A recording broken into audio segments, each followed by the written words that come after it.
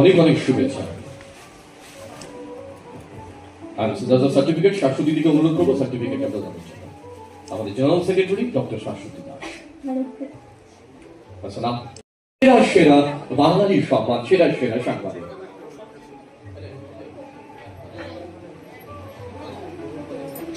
সম্পাদী তুলে দিলেন সার্টিফিকেট। ভিকি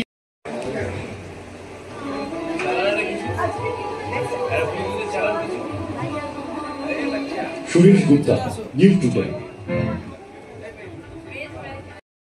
ঝড় বৃষ্টি সমস্ত কিছু উপেক্ষা করে সাংবাদিকতার নিরিখে নিজেদেরকে উজাড় করানো, তাদেরকে শুভেচ্ছা। অন্তর জয় অনুভব স্যার তুলে দিচ্ছেন একজন রিনাউন্ড অ্যাক্টর লেন্সবন্দি ঠাকুর এবং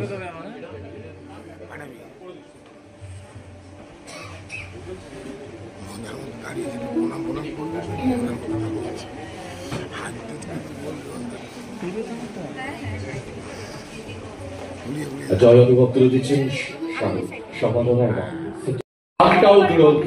হ্যাঁ হ্যাঁ, আর আমরা তাকে দুই বন্ধু আর আমাদের সবার প্রিয়, আর আমাদের সবার প্রিয় প্রেস ক্লাব অফ ওয়ার্কিং জার্নালিস্টের অন্যতম গর্ব আমাদের সম্পাদক দৈনিক দুরন্ত বাংলার renowned journalist and chief editor, তাকে ব্যাচ পড়িয়ে দিচ্ছেন অরিন্দম স্যারকে মঞ্চে এসেছে বন্ধু।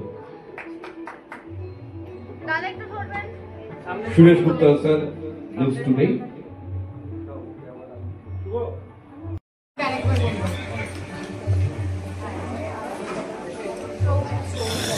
সৌভিক ব্যানার্জি এবং দীপক রায়, তাদের সম্মাননা আমরা তুলে দেব। এবং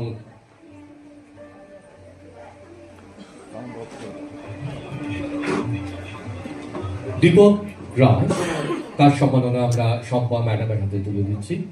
স্বাগত সম্মাননা আমরা সকলকে আমাদের টিফিন আমাদের আউটডোরে রয়েছে, আমরা সেখান থেকে কালেক্ট করে নেওয়ার জন্য অনুরোধ করবো। আমাদের পরবর্তী টিম কার আসছেন। থ্যাংক ইউ জয়ন, থ্যাংক ইউ। সম্মান সবসময় খুব আলাদা মাত্রা লাগবে জীবনে, যদি পরিশ্রম তার সাথে যুক্ত থাকে। এটা হচ্ছে দীর্ঘদিনের পরিশ্রমের একটা ফলস্বরূপ আজকের এই পুরস্কার।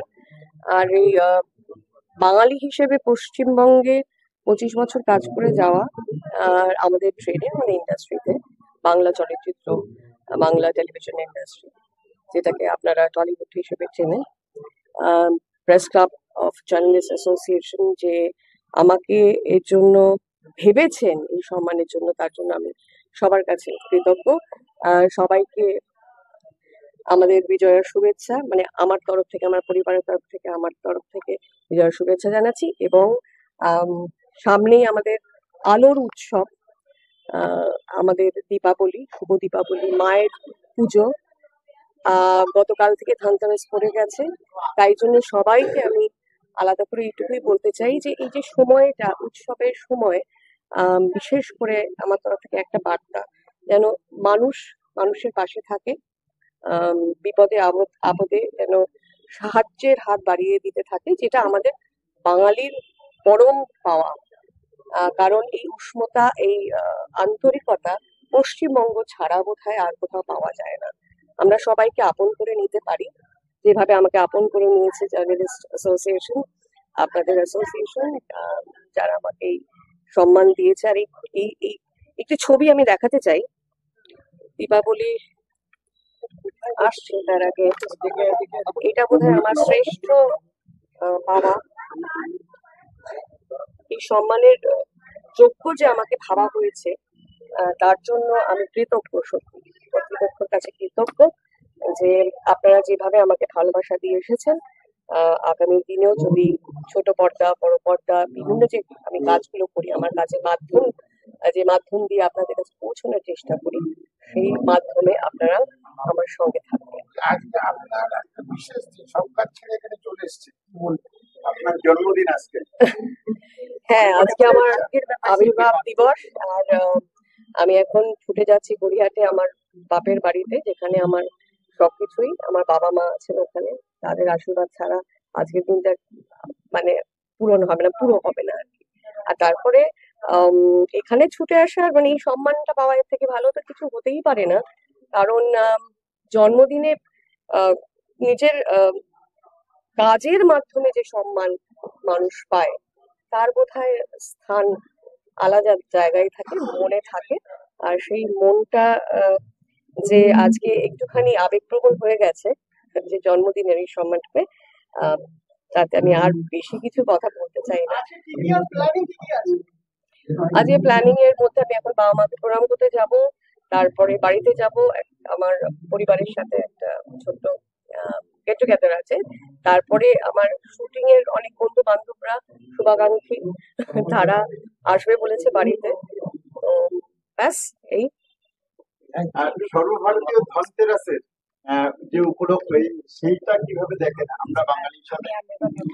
আম, আমি বলবো যে আমাদের সারা বছর আমরা কিন্তু সত্যের এবং শুভর পুজো করি। মানে আমাদের অন্তর থেকে আমাদের দৈনন্দিন জীবনে যে পুজো, বাড়ির পুজো, বাড়ির থেকে ভালো রাখার জন্য থেকে আজকে ধনতেরাস, আজকে গতকাল অলক্ষ্মী বোধহয় বিদায় হয়ে গেছে।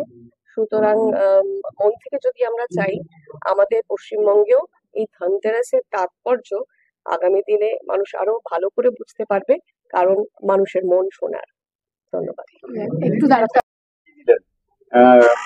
কেমন লাগলো? প্রথম তো অসংখ্য ধন্যবাদ জানাই আপনাদের সবাইকে এখানে আমন্ত্রণ করার জন্য। আর এত সুন্দর একটা অনুষ্ঠান, রেসপেক্টটা বেশি বড়, তো সেই জায়গা থেকে ভীষণ ভালো লেগেছে। এত সুন্দর সবাই জ্ঞানী মানুষরা এসছে, সবাই এক একজন নক্ষত্র নিজের নিজের ফিল্ডে, তো সেখানে এসে আমার ভীষণই ভালো লাগে। সারা বিশ্ব আপনার গান শুনেছে, এই ব্যাপারটা আপনি কিভাবে এনজয় করেন? যখন প্রফেশনটা প্যাশন হয়ে যায় তখন পুরোটাই এনজয়ের মধ্যেই থাকা হয়। তো আমারও গানটা আমার কাছে আমার যেরকম প্রফেশন সেরকম আমার প্যাশনও। ছোটবেলা থেকেই এটা নিয়েই বড় হয়েছি। আর তাই বলে পড়াশোনা করিনি এরকম নয়, পড়াশোনাটাও করেছি।